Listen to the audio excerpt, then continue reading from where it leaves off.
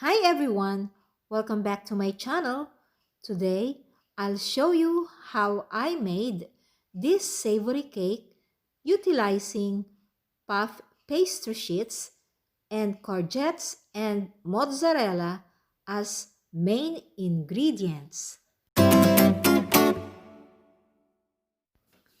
You need 3 courgettes in this recipe. Wash them and slice them thinly.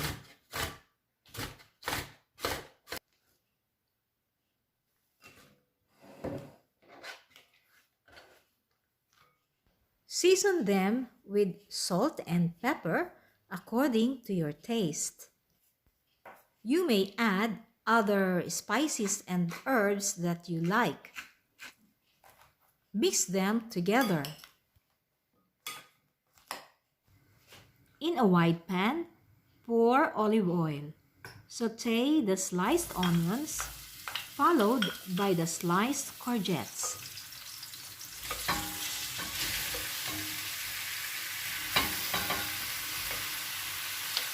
Cook the courgettes for 3 minutes.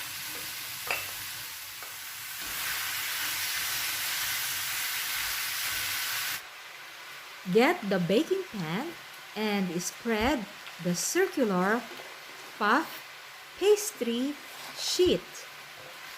This baking pan has a diameter of 28 centimeters. Grate the amount of parmesan cheese needed.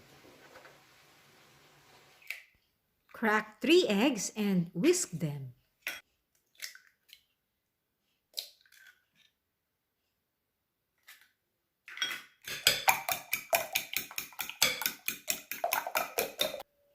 Add the grated parmesan cheese to the beaten eggs. Pour the content of the pan except the liquid. Mix them together. Pour the mixture in 2 portions. Spread the first portion, then add the sliced mozzarella on top.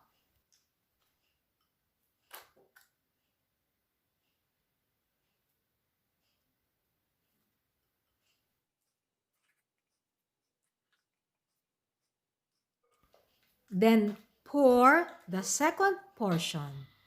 Spread it evenly and sprinkle parmesan cheese on top.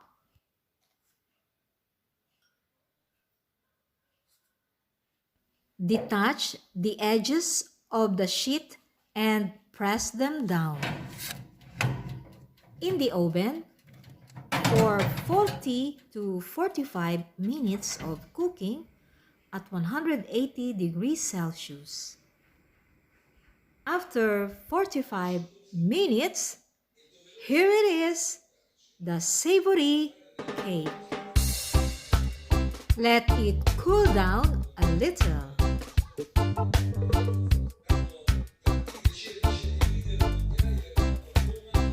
Let's taste.